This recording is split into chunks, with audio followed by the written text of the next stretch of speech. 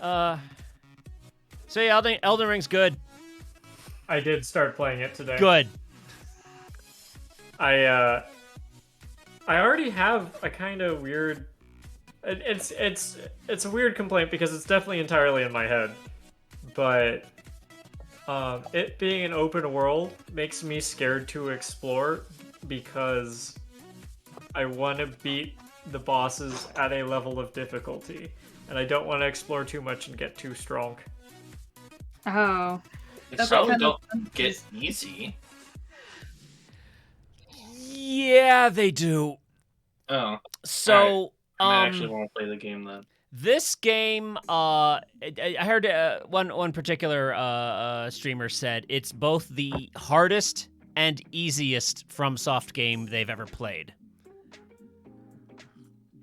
And what they mean by that is, like, the bosses are fucking tough. And some of the level design is fucking tough, but, like, they've also and they had fun designing some really cool monsters and really cool bosses and really cool levels, and it goes off the charts. I think shit's gonna get so hard that you need to have done all this stuff in order to fight them.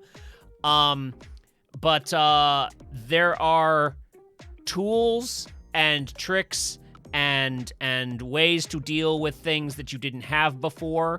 Calling in a friend is more robust and complete than ever. So if you can't fight the boss, you can get a friend in to help you fight the boss. There are Pokemon in this game. You can find ghosts and add them to your list of ghosts to summon, and then summon those ghosts, and those ghosts help you fight the monster.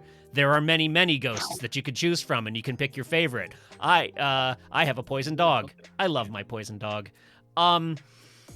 They have elements. I could summon a poison dog. That's a thing you do in Pokemon. Is there a poison dog Pokemon? There should be now. I know there's a dark dog. Yeah, Houndoom. I don't think there's a dog. Yeah, just like Liam is literally just evil dog, basically. Yeah. There's Hellhound. Yeah. So Kyle, the way that I'm playing it is I'm doing storyline until the storyline frustrates me. Then I go back and explore until I get bored of exploring. Then I go back to storyline, and that's kind of how I'm doing it. Gotcha. Yeah, that's kind of balancing it out really well for me. Yeah, I'm at the I've explored, like, I've only put in, like, maybe an hour. And most of that hour was spent derping around with Loopy Fritz. But So it's like, can you do MMO stuff? I mean, you can summon people in. Okay. At any rate, that first guy on the horse in the beginning. Yeah. I want to beat him at my current relative strength level, and I want to beat him on foot because every single message says try using a horse, and no. I did beat him on foot. He's cool. He's tough. I would not say that he's not the Crystal Lizard. I found the first Crystal Lizard in Dark Souls 3. Yeah. The one that's like optional, but only if you're a coward. Yeah. Yeah. So actually, like what I would consider the Crystal Lizard was like the boss of an early cave was a good, solid, difficult I don't need to fight this guy yet, but I could do him. I think it's called like the Wild Man from What's It Farm. And yeah, I don't know. He had a cool name, and he had a cool moveset, and he was a really, really cool guy, really cool boss, and he's tough, and I got a cool thing from fighting him. And yeah, he's like, there's like a cave in the first zone with some wolves in it. That's the cave. That's what I would say is the Crystal Lizard. And then you follow the storyline a little ways, and you get to Idux Gundyr. And you're like, yes, you are definitely the Idux Gundyr of this. Am I saying that guy's name right? Udix, I thought. Yeah, there's in Dark Souls 3, there's the first path, and you get to the first boss that you have to beat to go forward, and over here is this little monster that you don't have to fight. In fact, there's a sign that says, don't go this way, and you go that way because you're not a coward, and you fight this tough guy that you don't need to fight, and you get a nice shiny thing for it. Yeah, and so, like, that's sort of like that 1-2 sort of like intro mechanic. The Horseman is not that. Horseman, I would say, is more, he's about the bell gargoyles. Gotcha. So yeah, he's there to basically say, yo, there's stuff you're not ready for yet. Come back for him. Yeah, but he's the skeletons. You can fight them, but you don't need to yet. But I don't like being told what to do. And I'm not saying to you to not fight him, because you can. He can be beat. I beat him. He's a tough boy, and he's worth fighting. But I'm saying game design wise, like he's not intended to be the first boss monster you fight. Yeah,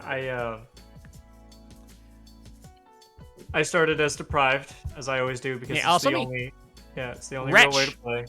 Hi, Squirrel Horde. I got him halfway down, found his weak spot, learned all his moves, and then he pulled out another move. Yeah, and then he heated up, didn't he? He says, "Oh, I've got more moves." Yeah. He's a fun one. He's really good. The Idux Gundyr of this game did a common FromSoft boss monster move harder than I've ever seen it done before. He has a weapon. It wasn't the grab insta kill, was it? It wasn't the grab insta kill. No, you're gonna love it. You're gonna love this, Kyle. Okay. So your moves, you've got a jump button now, so you can jump. You've got a dodge, and you can swing your weapon and lock on. You know, all your basic fight the dude stuff, right? And like in Dark Souls, like in Dark Souls specifically, less so in Sekiro and Bloodborne, you know that rolling is great. You probably want to roll a lot. Oh, are you gonna get hit? Dodge out of the way. It's great.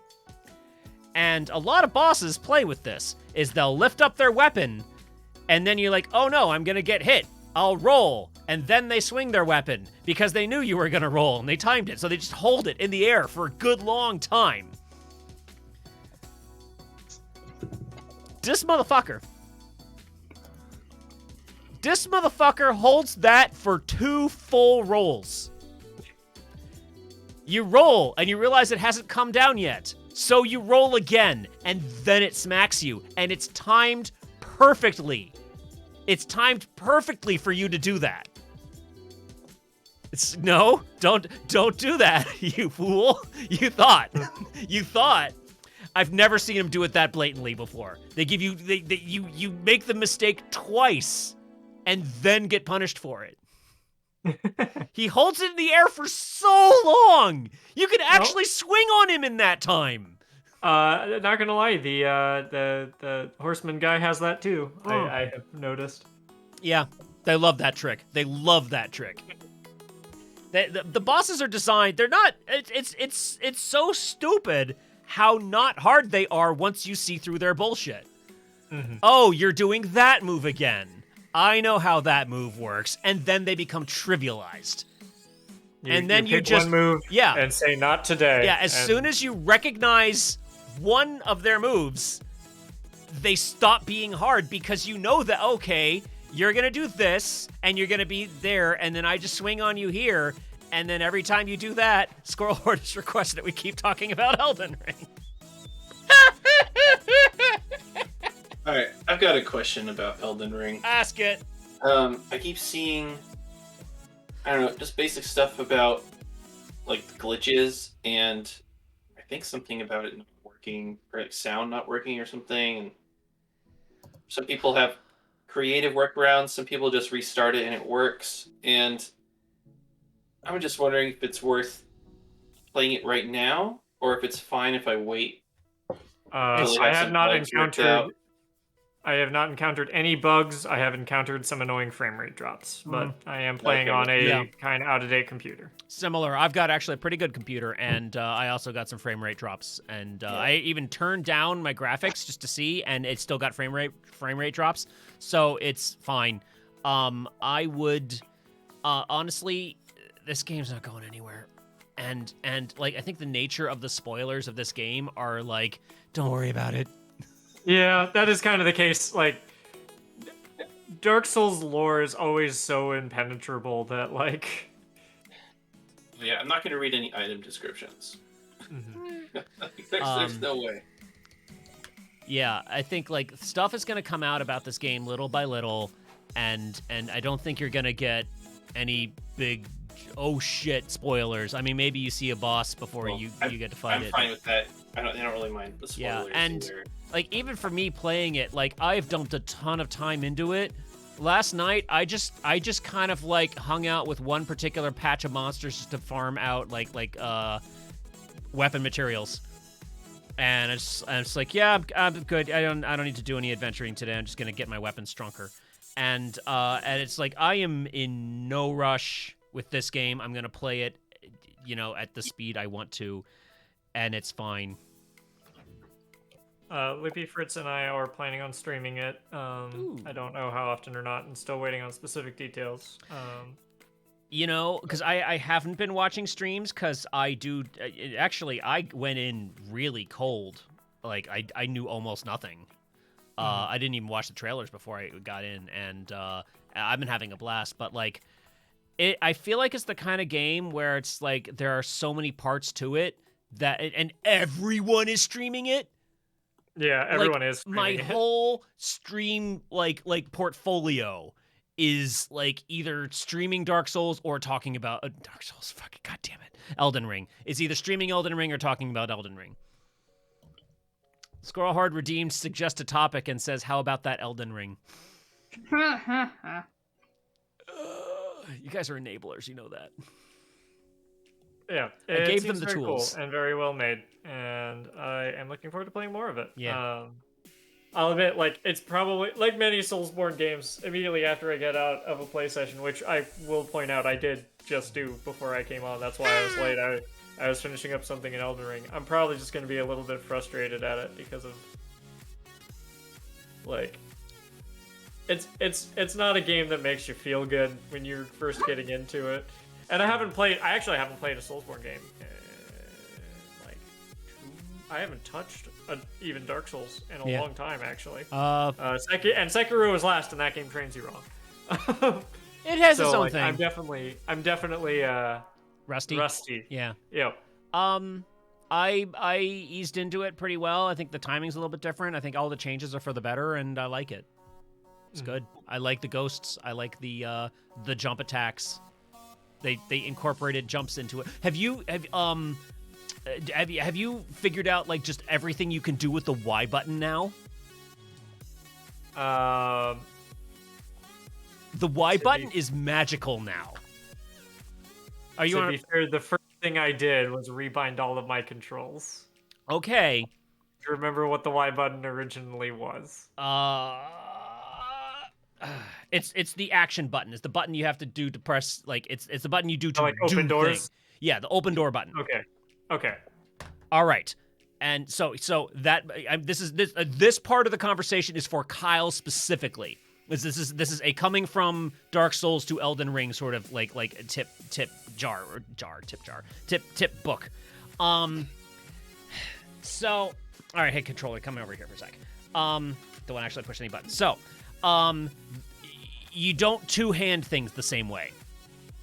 You hold the action button down and then press the attack button of that weapon, and then that two-hands it. I didn't know that. You've got your whole inventory bar when you cycle through it with, the down button, right? Mm-hmm. If you hold Y down, suddenly all four directions on the D-pad are use a selected item, and if you hit start, it brings up a menu over on the top right, and you can set like any 4 items that you want to be like just the quick use. So hold Y, press a direction, and it's use item fast. Mm-hmm. It's great. I Yes, have like I have used Y both up. of those. Yeah, good. Yeah, Y up is my horse. Y down is my poison dog. Love it. I love my poison dog. I've invented lore of my poison dog. Nice. There's another nice little thing. I won't go into depth on this one, but it's kind of fun. Hey Kyle, Yeah.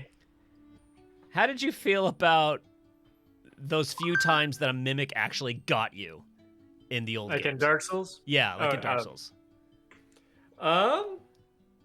I got pretty traumatized pretty early on and just started attacking every single chest I saw. Great. So it actually hasn't happened in Yeah. like a decade. Nice. I did open a chest and get teleported to like a crystal Oh, slave did mine. you?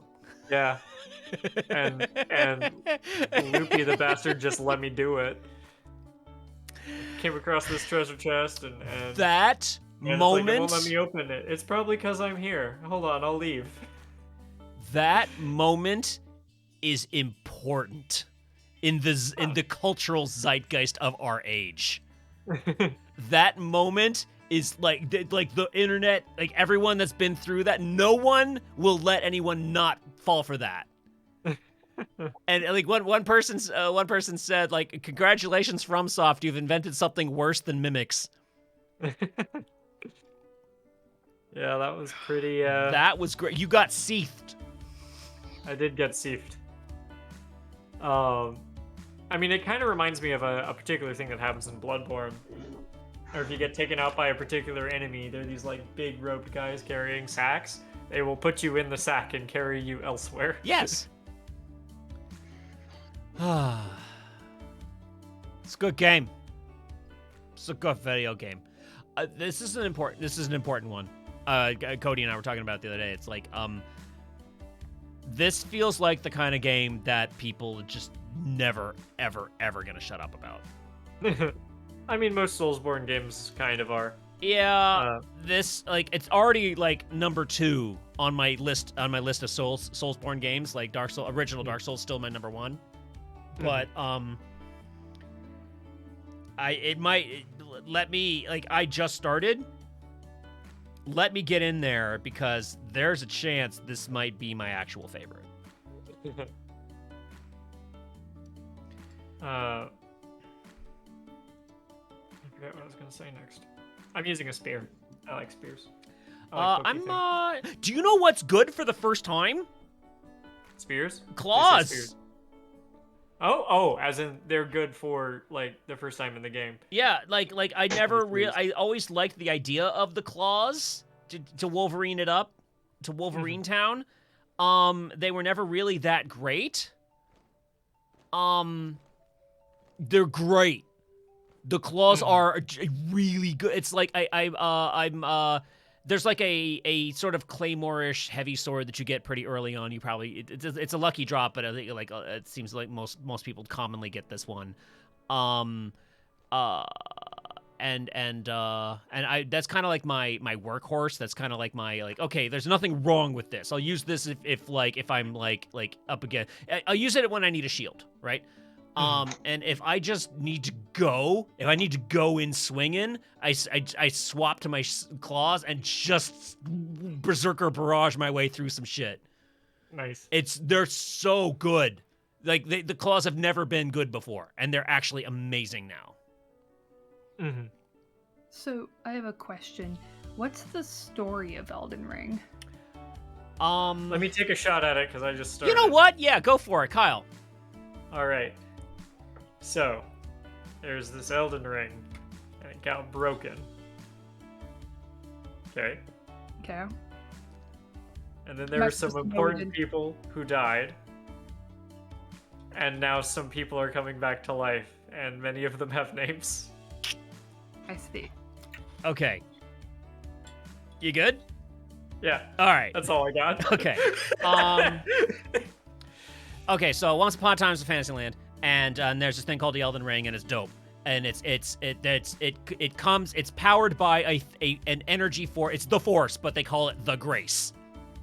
And the Grace is awesome. It's the Force, and some people have it, some people don't. Don't worry about it. and a dude broke the Elden Ring, like he shattered it with a hammer. At least that's what the intro cutscene seems to be. Guys smacking it until it breaks. And then a bunch of like powerful dudes all grab like a chunk of it. And they're like, "It's mine. No, I got part of the fucking God Ring." Yeah. And they're obviously the final bosses.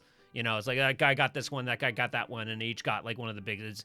And here's the list of all the people that are just kind of like powered by the grace of the Elden Ring, the shards of the Elden Ring. It's this guy, he's cool, this guy's great, and it's amazing. And this triumphant like symphony behind these legacy super beast god monsters, right? And then they cut to, and also this piece of shit nothing person that has quote a tarnished of no renown, and it's you. And the first thing that happens is your character is just lying there on the ground dead, and a little spark of golden light kind of like touches your hand, and then you get up. You would say it was the One Ring that was governed by grace. I mean, do you think that well, there's Tolkien references, and there's like, it really feels like it's the elves like on their place, like it came from the elves on their place across the sea, wherever they call it. Like it feels very like world building Lord of the Rings, but like gone in a Soulsborne direction. I mean, that's kind of what I expected. Yeah, there's a man named Hidetaka Miyazaki, whose name I said wrong 3 times in a row last time, who runs FromSoft and invented Dark Souls. And there's a man named George R.R. Martin, who created the Song of Fire and Ice, aka Game of Thrones. I think both of these people are gigantic marks for Tolkien, are huge like nerds for fucking Tolkien. And they got together and shook hands and said, "Hey, you want to do a thing? Yeah, let's do a thing." And they made the fucking ringest ring that ever ringed the ring until it ringed. Squirrel Horde said, "No more talking about Elden Ring." Said, "I'm bored, how about?" And then he redeemed to suggest a topic, and it says Elden Ring, maybe. All things considered, I mean, like, I don't have any, like, replacement topics, but, like, I keep in mind, I only played for, like, an hour or two. Yeah. I don't have much more to say about it yet. But yeah, to finish Kimmy's question, you're the nothing shit kid, and all these asshole super gods all got, like, a piece of it, and you got nothing, and basically, they said, okay, the Tarnished have one thing, and it's basically that they can see the guidance of grace. And so in the video game, it's you go to a save spot, which is a lost grace, a little glowing like chunk of golden light, and it just kind of shoots light in this direction. It says you should go there. And like when you come out of the starting cave and you look across the world, you see this cool fantasy landscape, and the biggest thing you see in the entire world is this super huge, gigantic, like beyond skyscraper, beyond Mount Everest, like reaching branches over top you, gigantic glowing golden tree, like Yggdrasil fucking like world tree over there, and it's like, yeah, go to that, and that's where grace comes from, and like you meet other people who are of the Tarnished, and are like, oh yeah, you can see the guidance of grace. I can't see it anymore. I used to, but I can't. So it's like that's kind of like the reason why it's you. It's like your people are connected to the grace, but you're like one of the only people that sees the lines that say go there next and do that. Not gonna lie, Jer. Yeah. I have not parsed a single word you've said. I'm describing a Soulsborne game. I know. I'm describing a Soulsborne game lore. That's normal. Okay. Here's the thing. I can describe Dark Souls just fine, but it took me beating the game like 4 times to be able to put it down into 2 sentences. Yeah. Who was saying you just something? described Jer kind of sounds like Fable 2. Like the little, like, they call it like the trail of breadcrumbs or something, where it's just like these little sparkly things. So I kind of like that in that, because I always thought the thing in Skyrim that was amazing is Kimmy's background like crunkling sounds. The device that the innate gift that your character has to basically know where to go next to finish the quest. it's like, oh, hey, I'm on this quest. Go here now. You just know where the next part of your quest is. There's no explanation for that. In this game, like, the tree wants you to do this. And the tree and the energy. The Deku tree? Huh? The Deku tree? The big world tree. Did I not say enough words about the gigantic, super huge, glowing golden tree? I know what you're talking about. I was making a joke. Okay. All right. In Zelda, all right. Yeah, I know the Deku tree. I know the Deku tree. I guess it should be the Mako tree. Deku tree dies right away. So Yeah. I do have one more line about the story, and it's more of a character moment, because the first thing that happens after I exited the tutorial area was I met this guy who immediately said I was maidenless and full of shit. And I'm like, oh, yeah, you didn't need to attack me personally like that. Oh, boy. I'm sure a maiden is a... It's pretty funny. Oh boy, is maidenless just exploding on the internet. Yeah. Oh, you know what the other one is? Yeah, I mentioned the Grace, and you get your bonfires called Lost Grace, and you touched to unlock you found Lost Grace. A really easy message to leave is touched Grace, like touch grass. Oh. Yeah, I saw that one too. Do you know which one? You know what message makes me the most angry? Is line 1, fort. Line 2, night. Shut up. I thought you were gonna talk about the plethora of ones I've seen around, like corpses that are sitting down on chairs that simply say "give head." Yeah. All the messages I have read so far have been lies or horny. Can you turn those off? Yes. Okay. Or you can just not check them. Yeah. Oh, yeah. You can not read them, or you can just play offline, and you're fine. Yeah, I feel like having messages from other players would ruin it for me. They're pretty inoffensive unless you click on them. Yeah, Like, and just, like, the little glowy like spots. the secrets are really well hidden, and leaving a message for other people to find a secret is very important. Plus, if people find your message and say that's a good message while you're online, you get a full heal that instant. Oh, that's cool. And so you are heavily rewarded to leave good messages. Okay. Go ahead. It just feels a little bit like immersion breaking for me to like, because the thing is, the messages are usually like this huge opportunity to like break outside of the game's immersion, right? Because you make jokes and stuff.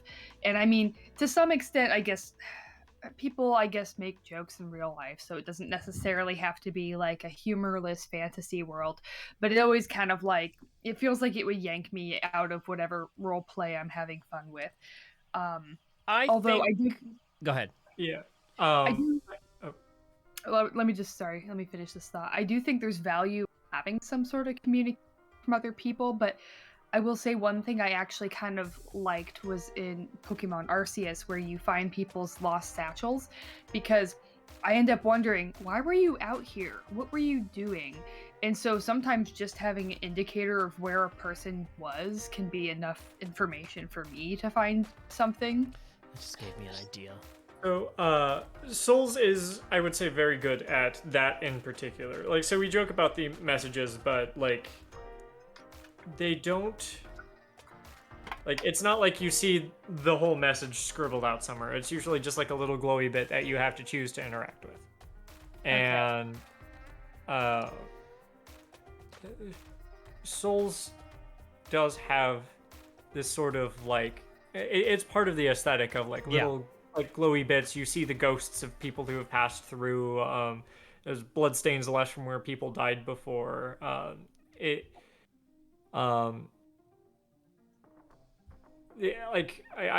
definitely understand like the worry for being immersion breaking. I think they managed to like actively address that concern with how they implement it, though. There's a part of it that I think is actually immersion adding, and a part of it that I think is immersion distracting. And it's kind of a cool world building thing, because the way you leave a message is you have this, you bring up this panel, you can't type it in. You have words to select from and preset formats. And the limitations of that I'm gonna They go make back. even better jokes. Well, yeah, actually, and because you're so Amazing chest limited in it, ahead. yeah, the way that you only have a few things to work with and how to assemble them in creative ways is super funny. And like in Dark Souls 1, it was really limiting, and people still came up with really creative jokes, like the big busty goddess is in the next room, and you make a message that says "amazing chest ahead." So one of the things that I actually kind of super agree with Kimmy on this is that as the games have moved forward, they've added more templates and more words, and they're still limited, but you've got so many more options now, like the ability to basically make a two-pronged, a two-phase message, and to link them together with a conjunction. I feel like it's too much, but also it makes it a more fun video game because you can leave better messages.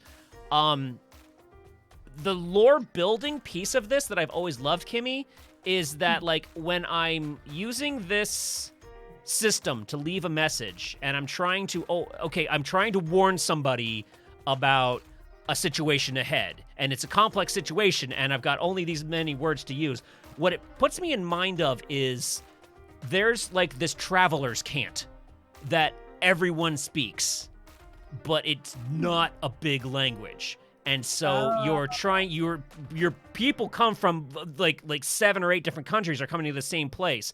And you only can, like, the written language only covers these concepts. So you only have a few words to work with, and like I've always adored that. It really made me feel like, yeah, no, I can leave the message, but the written language only has these words.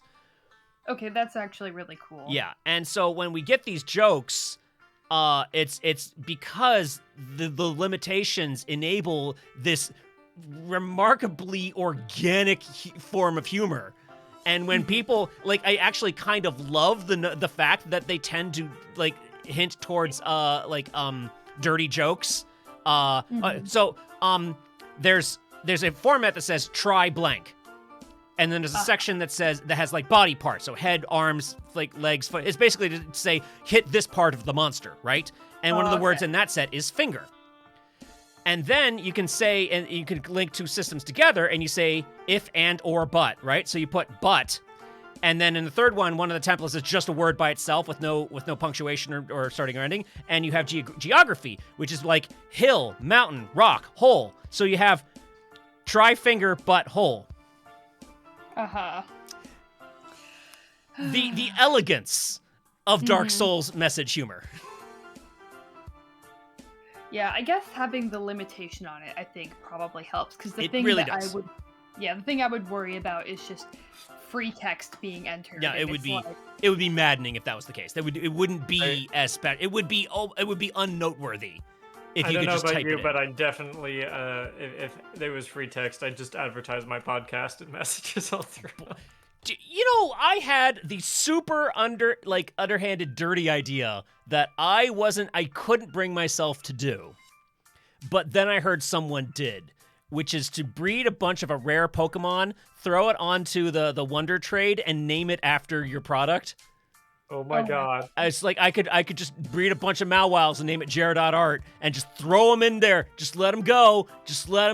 And I just couldn't bring myself to be that shitty, but someone else could. And I was like, at least someone did it, I guess. At least my shitty idea actually got some use out there in the world by someone worse than me. Great.